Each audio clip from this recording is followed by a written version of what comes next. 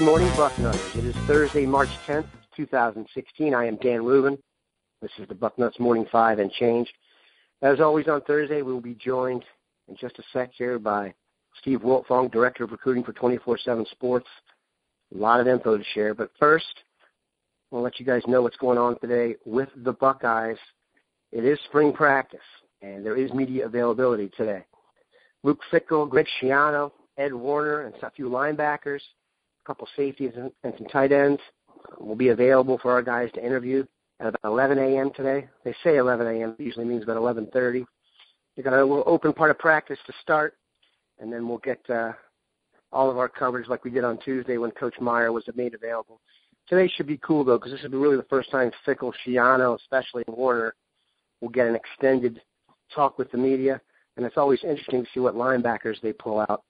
You can pretty much bank on the fact that Raekwon will be there, but it might be interesting to see who they bring after that. Safeties and tight ends also two positions of intrigue, so you definitely want to be locked in all day. We'll have the information coming out fast and furious once they talk, and that stuff will fill up the site for really most of the rest of the day, so keep it locked in. But I digress. As I said, we are joined by Steve Wiltfong. Steve, how are you this fine, gray, Midwest blah morning? Good morning, Daniel. At least it's not freezing, brother. At least it's not freezing. No doubt. We've actually had some decent weather here for a bit, so SoCal Buck, take it. You wrote an article last week that turned out to be very prophetic about running backs in Ohio State's chase after Cam Akers and J.K. Dobbins. Akers, the star who had committed to Alabama, and J.K. Dobbins out of Texas. And then, lo and behold, J.K. Dobbins commits to the Buckeyes on Sunday. What did you know that we didn't, Steve? Well, I knew that Ohio State felt really, really good about where they stood with both of those running backs, and I wanted to remind the Bucknuts readers that this was the kind of the dream class. And don't get me wrong, this always goes without Najee Harris being said. Najee Harris being the number one ranked running back in the country, the number one player in the country according to 24/7 Sports. He's committed to Alabama, but he's going to visit Ohio State this spring. Anyone would take him at any time. But after Najee, Ohio State's top two targets, J.K. Dobbins and Cam Akers, that's the dream class for the Buckeyes. And Tony Alford, led by his recruiting efforts, talking to both young men daily, I wanted to emphasize to the Bucknuts readers that it could happen. And then that doesn't mean I anticipated J.K. Dobbins committing on Sunday, but J.K. had told me that the only visit on his radar was a March trip to Ohio State. A date wasn't locked in, and I'm standing on a football field Sunday afternoon in Las Vegas covering a 7-on-7 event, and I get a text from a source that is sending me what J.K. tweeted.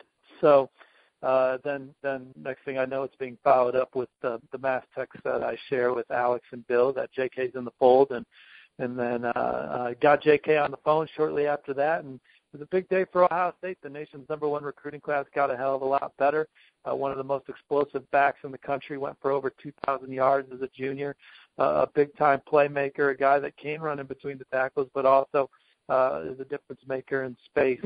Now you go and try and add Cam Akers to it. Cam Akers visited this past week. I'm told that him and his mother loved it. Obviously, Bill Kierlich quoted the same in his article, but a different source told me that they loved it. Now, does that mean Ohio State's going to land Cam Akers? I don't know, but they're certainly in it. They're at the top of the list. They'll continue recruiting them hard, and we'll see what happens. But if J.K. Dobbins is the only running back in this class, in addition to Todd Sibley, they're going to be okay. So Dobbins, when a guy commits early like this out of a recruiting hotbed like Texas, do you compare it to the way we view sometimes the commitments out of Florida, where early commitments out of Florida you kind of take with a grain of salt based on track record, or do you feel like Dobbins just found his love here? Well, I think you have to view each case differently and the way a young man carries himself, and I'm not saying it's wrong the way any young man carries himself. They only go through the process once. J.K. is a different kind of kid. He's a plus student. And things he does is typically calculated and smart from what I understand. And they just didn't want to miss out on being in the Ohio State class. He already has an Ohio State visit scheduled, so he'll be in the last week of March or the very first week of April. And then, we'll see what happens. I think that he's not talking about any other schools right now. So I feel good about J.K. Dobbins' commitment, even though he's 4 states away. It's the kids that commit from 4 states away that continue to talk to the local programs that you worry about it sometimes, and that line up the other visits. That's going to be a battle. And so right now there's none of that talk or chatter with J.K. Dobbins. It's all Buckeyes.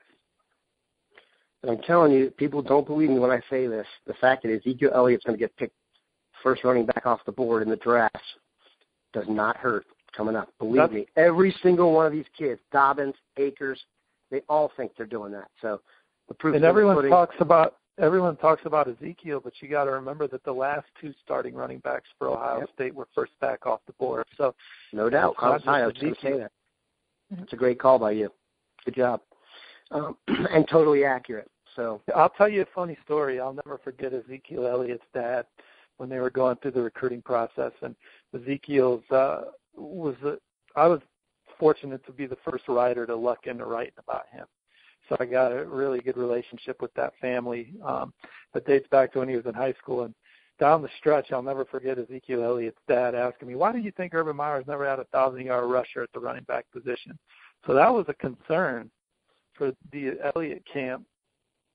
And if you remember, he took that late visit to Missouri. Oh, yeah. He was talking to some other schools. Dontre Wilson committed, and there was some intrigue.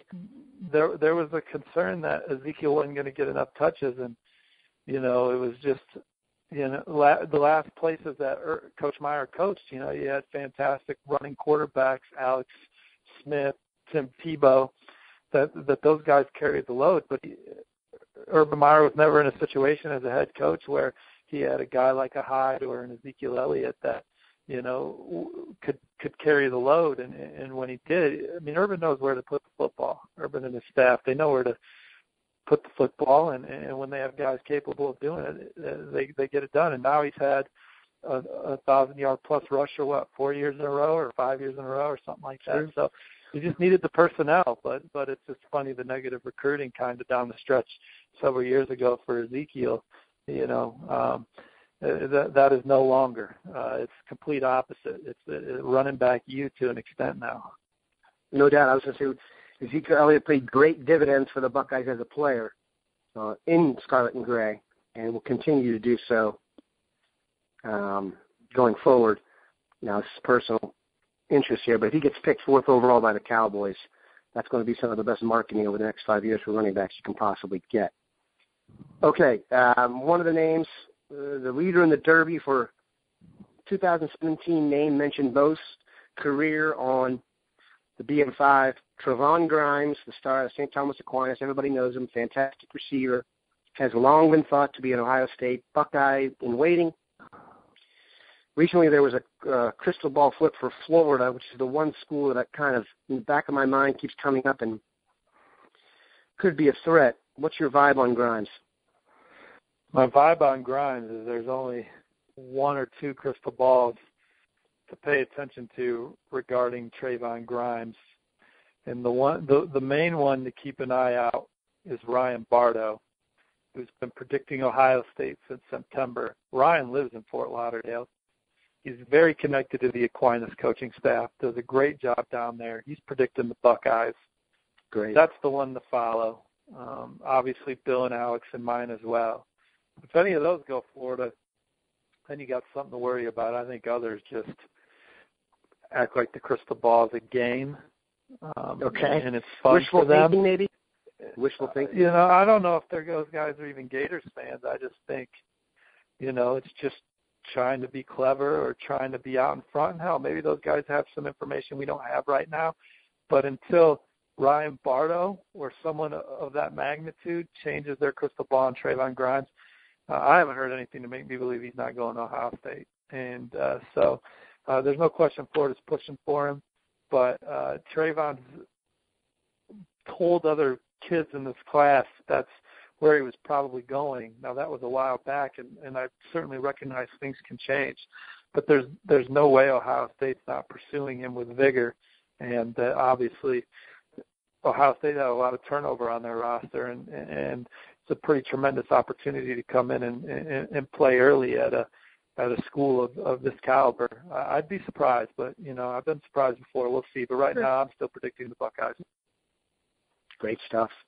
Yeah, you briefly mentioned this before, so we'll finish with this. You were in Las Vegas this past weekend. You got to see several guys, Tyjon Linsdey, if I'm pronouncing that correctly, among them. What do you think of the Buckeye targets out there? Go ahead, I'm sorry. No, you nailed it. You hit it correctly on Tyjon. That's how you say his name. He's the best slot receiver in the country. He's maybe the best high school football receiver in the country. I don't know if I would take a guy before him at the position. He's just special. He just pulls away from people, plays the game at a different speed, and always catches the football. And then I also saw Darnay Holmes, who tore up Ohio State's Friday Night Lights camp in July, 5-star corner, the number one corner in the country per 24/7 Sports. Both those guys have Ohio State in the top 2 or 3. I wouldn't say Ohio State leads for either of them, but they'll get a visit and they'll have a puncher's chance at both of them. So got a chance to be with those guys, and they spoke highly about Ohio State. There you have it, people. That is a way to get your day started on the recruiting front. Don't forget, spring practice continues today. Steve and Dave are at the facility as we speak, checking things out. We will have access to Luke Fickle, Greg Schiano, Ed Warner, some linebacker safeties and tight ends. That'll be filling up the site all day. Keep it locked in, Bucknutters, and have a great one. Thanks, Steve. Rooting for my boy Terry McLaurin this spring. Got to see him on the field. Indianapolis, kid. Let's get it done.